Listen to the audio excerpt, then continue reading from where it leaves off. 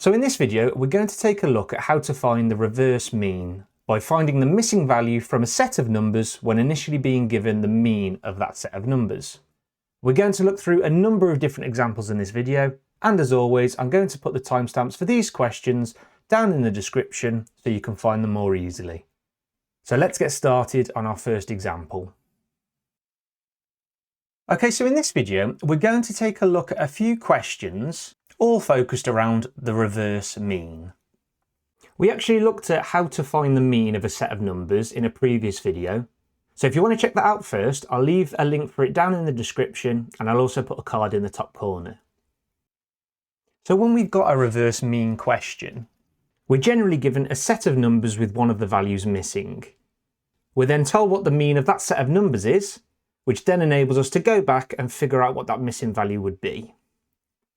So let's take a look at this first example. We've got here is a list of 7 numbers. One of the numbers is hidden. The mean of the numbers is 9. We need to find the value of the hidden number.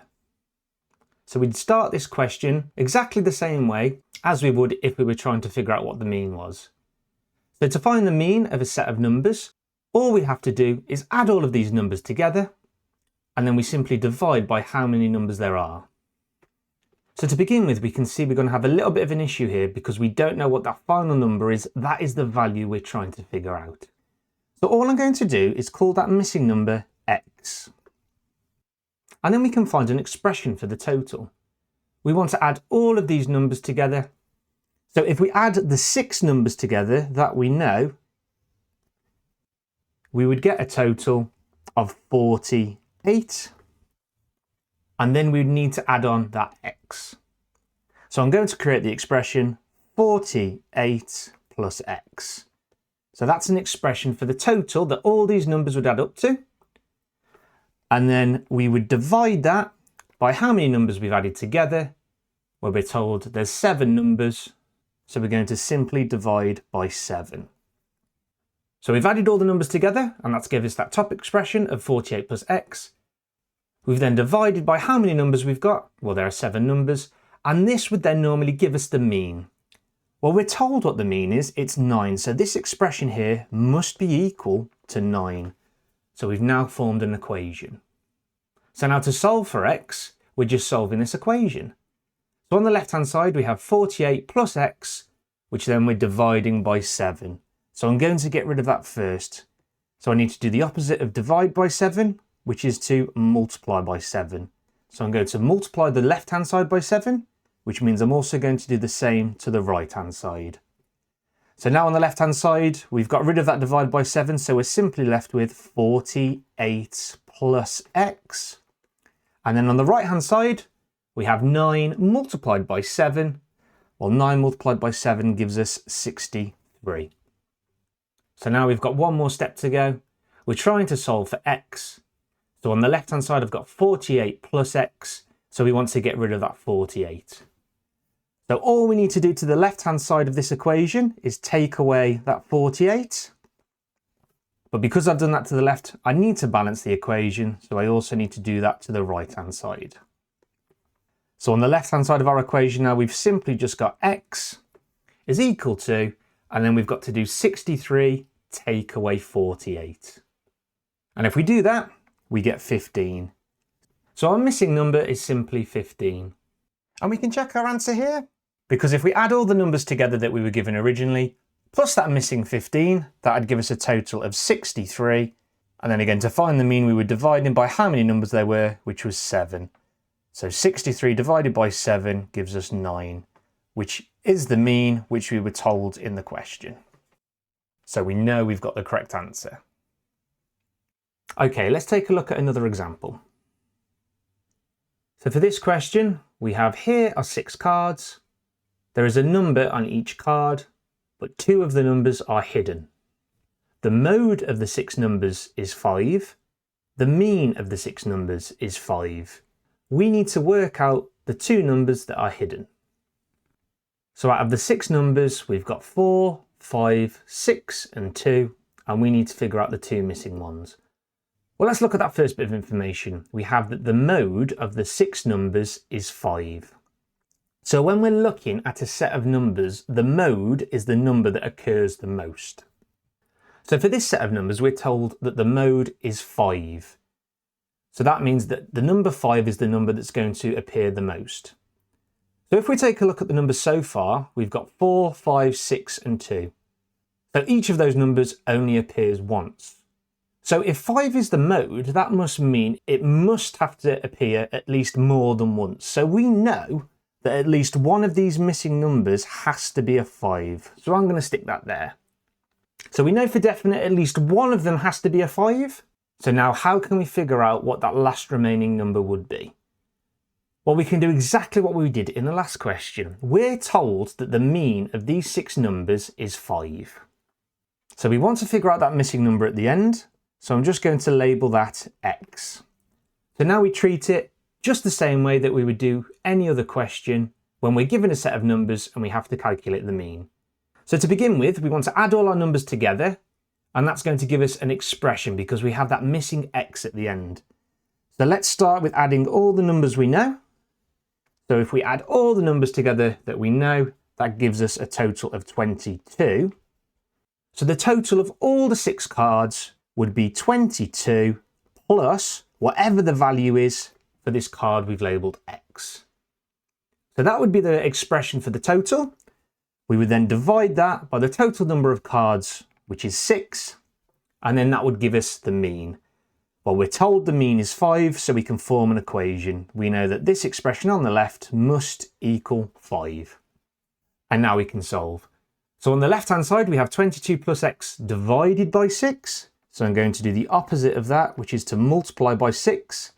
So because I've done that to the left, I'm also going to do it to the right-hand side of the equation.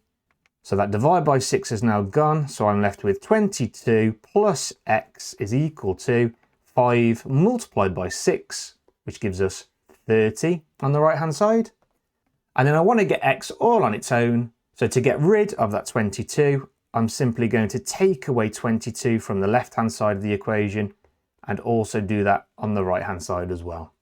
So the 22 is now gone, so that's left us with X is equal to, and then we've got 30, take away 22, well that gives us 8. And that would be the final answer to this question. The missing 2 numbers would be 5, which we figured out earlier, and then the remaining number would be 8. And again, we can check our answer here, because we know when we add all the numbers together, we get 30, and then when we divide that by the total number of cards, which is 6, 30 divided by 6 gives us our mean of 5. And then looking back at the numbers, the mode is 5, as that appears twice, and every other number only appears once. Okay, let's take a look at one final example. So for this last question, we have the mean of 8 numbers is 33.5. The mean of 2 of the numbers is 29. We need to work out the mean of the other 6 numbers. So to start this question, let's visualize the 8 numbers that we've got. And when we've been doing these reverse mean questions, what's been extremely useful is figuring out the totals. So we're told initially that the mean of the 8 numbers is 33.5. So let's think what would have happened here. To figure out the mean, they would have added all of the numbers together to give us a total, and then they'd have divided that by the total number of cards, which is 8, and then that would give us our mean, which we're told for this bit is 33.5. So what can we figure out from that equation? Well, we can figure out the total of all of these numbers. So all we need to do to the left-hand side is multiply by 8, which means we need to do the same to the right-hand side. So if we do that, we've now figured out that the total of all of these cards is going to equal 33.5 multiplied by 8. And when we do that, we get 268. Well, why is that important? Well, it's important because that's going to help us with the next step of this question. So we're told next that the mean of 2 of the numbers is 29. So let's just take these 2 numbers here, for instance. We're told that the mean of those 2 numbers is 29. So the mean for those 2 numbers would have been found by adding them together to get a total, and then dividing by how many numbers were added together. Well, in that case, there's only 2 numbers. And then that would give us the mean, which we're told of those two numbers is 29. So then we can work backwards. If we multiply the left-hand side by 2, and then we're going to do exactly the same to the right-hand side, that would give us the total of those two numbers, which equals 29 multiplied by 2, which is 58. So we know that these two numbers added together is 58. So that's significant because now we can figure out the total of all of the other numbers. We know that all of the numbers, all 8 numbers, have a total of 268. So to figure out the total of the remaining numbers, all we need to do is 268, take away the 58 we've already calculated, which leaves us with 210. So we know that the remaining 6 numbers will add up to 210. So now for the question, it asks us to work out the mean of the other 6 numbers. So to figure out the mean, we need to add all those numbers together, which we've just calculated to be 210. And then we divide by how many numbers we've added together, which would be 6.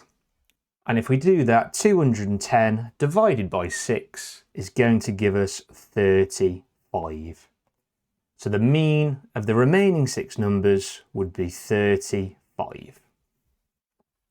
So well done if you followed along with those examples. And that's it for this video.